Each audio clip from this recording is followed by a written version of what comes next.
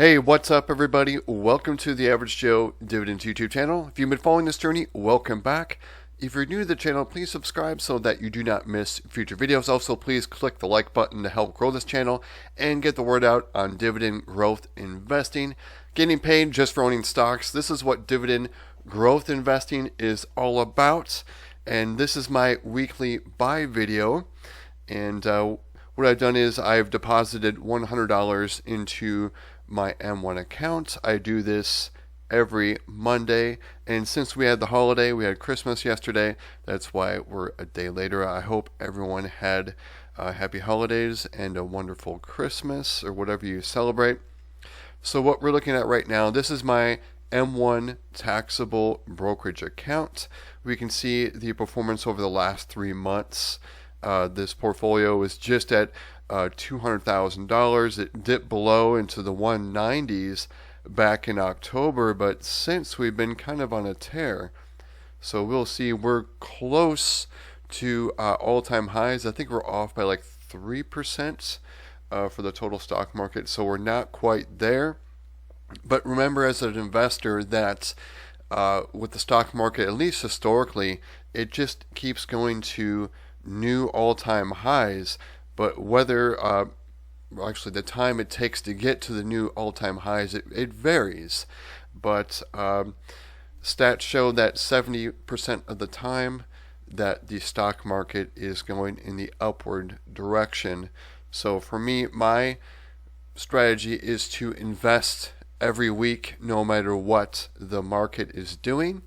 And without further ado, I will go into the activity log and I'll show you what I bought with my $100. You can see here's the deposit, and then there was 6 buys for $108.93, and the $893, actually $894, that's from BlackRock. That's a dividend drip. So we're going to see what I bought with the 5 buys. I did $20 for each position, but for some reason Costco, I think it's because it has a very high share price, it couldn't resolve that penny, so it just did $19.99 for Costco. That was my first pick. And then BlackRock, this is a dividend drip or reinvestment, $8.94. And then Hershey's, another $20. KKR was the next one I selected, $20. T. Rowe, next up, $20. And then Air Products was the last pick that I did. So you can see the 5 picks I had, and then the dividend drip.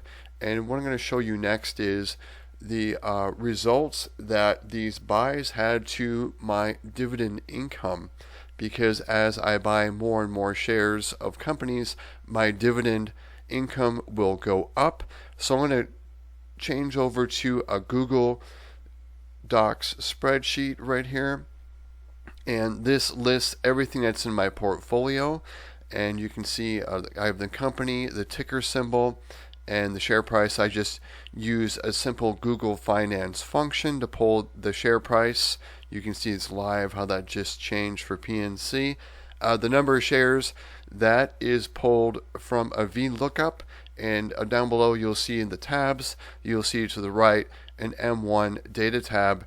And I'm actually going to update that here soon, where it's going to update the 5 positions where I put the $20 in, or the $19.99 for Costco, as well as the BlackRock drip. It's going to change the number of shares for those and the cost basis that I have for those. But let me just go over the rest of the sheet here, and you can see it shows the shares, the current market value, my cost basis, my gain or loss. You can see anything that's a loss is going to be in red, and anything above a 10% gain I have in green.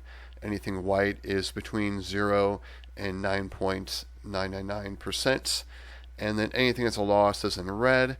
And you can see here is the dividend per share. Most of these are quarterly, but some of the, I have a couple monthly pairs in O and BST, so I highlighted those in blue. And we can see the yield percentage and then the yield on my cost. You can see for PNC, for example, my yield on cost is higher. That's because I have a gain in this, but you can see for Kroger right now, my yield on cost is lower. So you can see sometimes it's the inverse. If I bought more shares of Kroger, I would actually have a higher yield than what my current yield on cost is. But over time, I think that will change and it'll be a positive for me. And some of these actually have a really good yield on cost for me. You can see some of these, like a Microsoft, where it's a lower payer. It's 0.8% if you were to buy more shares, but I'm over at 1.25%. You can see another example like Exxon at almost 4% yield if you'd buy it right now, 3.7, but my yield on cost is 8.71%. That's because I bought most of my shares back when March of 2020, when Exxon was at like $40 or $50 a share, and I wish I would have loaded up even more and bought more than 12 shares. And you can see this, everything in this sheet right now, it is sorted by pay dates. So you can see everything down here.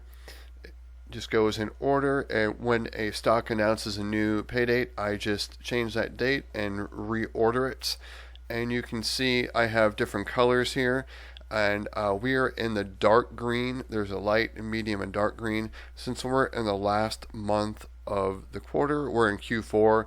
Last month it's in the dark green, and these are the actual dividends that have paid me out in December. So let's just do a quick count up. I still have a few left, but my total dividends for December so far are $1,508.62. And what I'm doing is I am reinvesting those dividends back into those positions. So you can see, for example, like in SCHD, I got paid out $831.85. And I dripped it back into SCHD. And if SCHD keeps their same quarterly dividend, which they won't, I would get paid out $840.27. I predict in March that SCHD is going to pay a much lower dividend, probably in the low to mid 60s, but that's expected. But I expect this dividend in December of 2024 to be even higher than the 74-cent payout that we just received. So let's move on to, you can see the total dividends that have been paid to me for each position. You can see SCHD, I'm almost up to $4,000 in that position. You can see in BST, I have received over $4,500 in dividends. And I also track the increase for each position. You can see like a Johnson & Johnson. Last time they had their dividend increase was in April, and it was a 5% increase. So you can see like a Home Depot, their last dividend increase was 10%.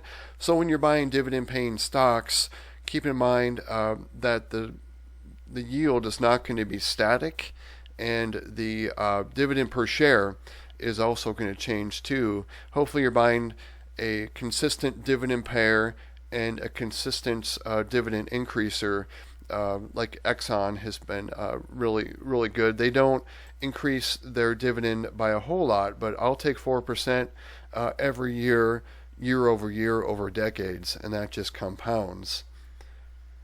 So that's pretty much what this sheet shows. So I'm going to go over to back to M1, go to my holdings tab, because what we need to do is we need to update the sheet, and what it's going to do is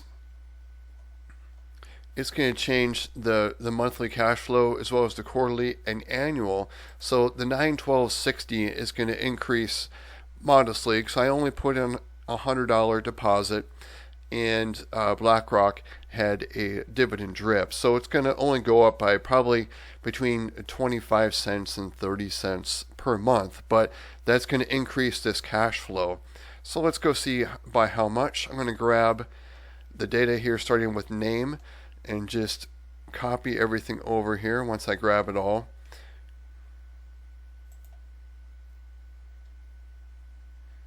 Actually, let's go back. Looks like the last character I didn't quite grab there, so let's try this again. Go to name.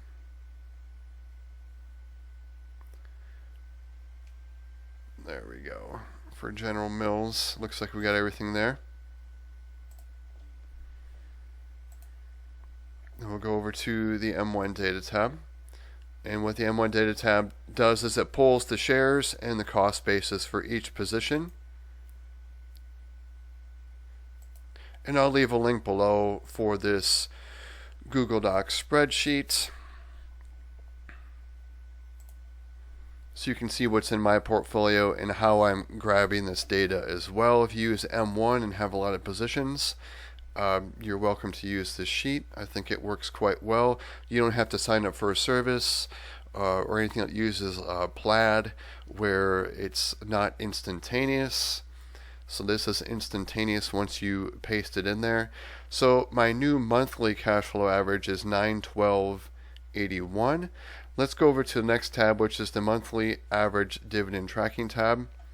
And anytime I have a dividend raise, or a position is lowering their dividend. When I had Jeppy, they were notorious for lowering their dividend for a while, so I got rid of them. You can see there's a position where I sold Store. You see Jeppy is lowering their dividend again. Well, let's scroll down. You can see though this new monthly average dividend keeps going up. It was in the 700s last year. You can see we started at 787, actually 766, and I started tracking this in December of 2022. So we'll scroll down, not that far. And so we were at 912.60. Let's see where we're at. So we're at 912.81.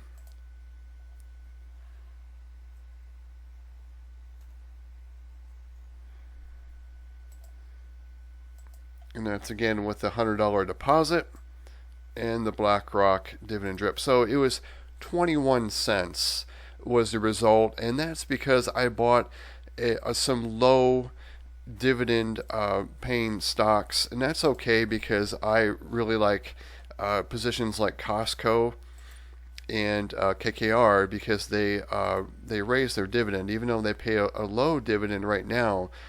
In the long run, I think it's going to pay off, and especially Costco. They just announced a special dividend of $15 per share. Now, Costco doesn't do this every year, but I'm expecting over $30 because I own more than 2 shares of Costco. And let's just take a look. You can see I own 2.38 shares, and that will be multiplied by the $15. It'll be $35-ish.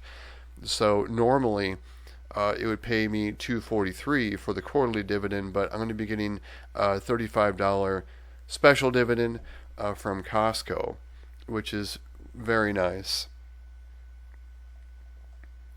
So we see also the quarterly dividend went up, the annual dividend went up as well, almost up to $11,000 in annual dividends for this portfolio. Next tab I'm going to show you is the Dividend Tracker tab. I've been doing these videos since January of 2021, and that's when I really started kicking money into this portfolio.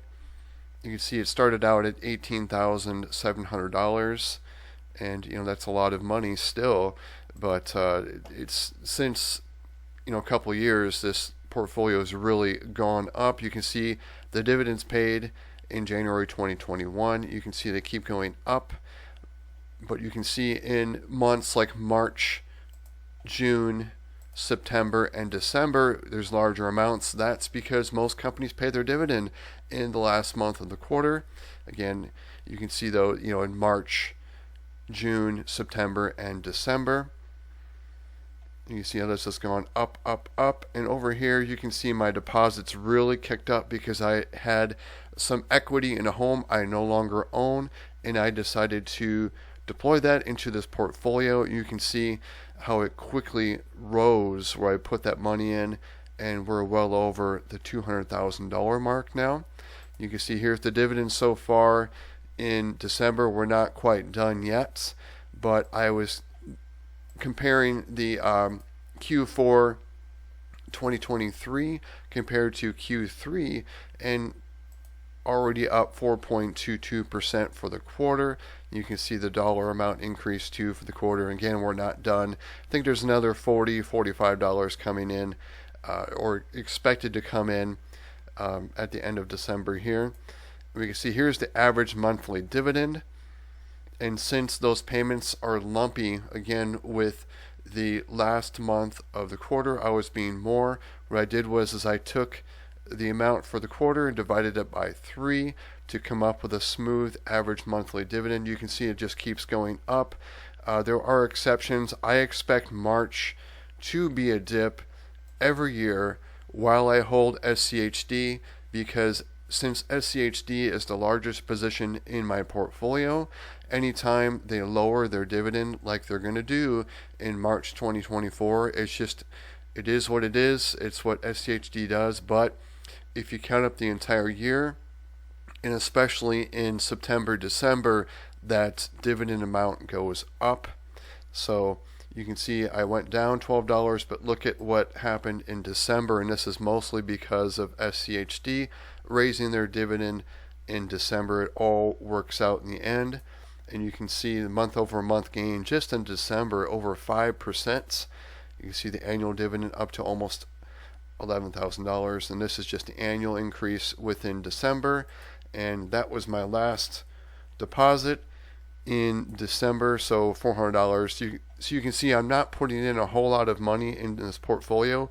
I'm getting more money from dividends every month, and that's doing the heavy lifting for this portfolio going forward.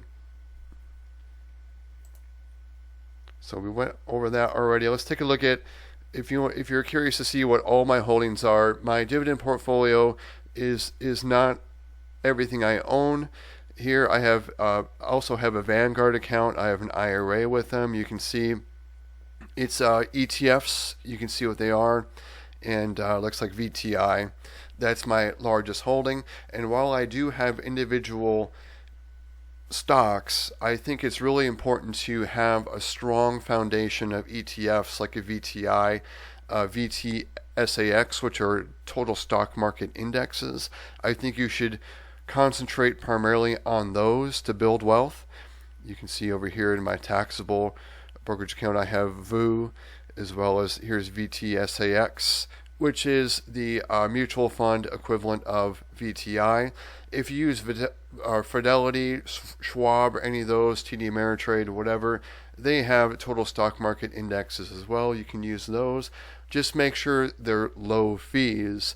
And Vanguard's, their ETFs, VTI, I think it's 0.03% are the fees, so very low.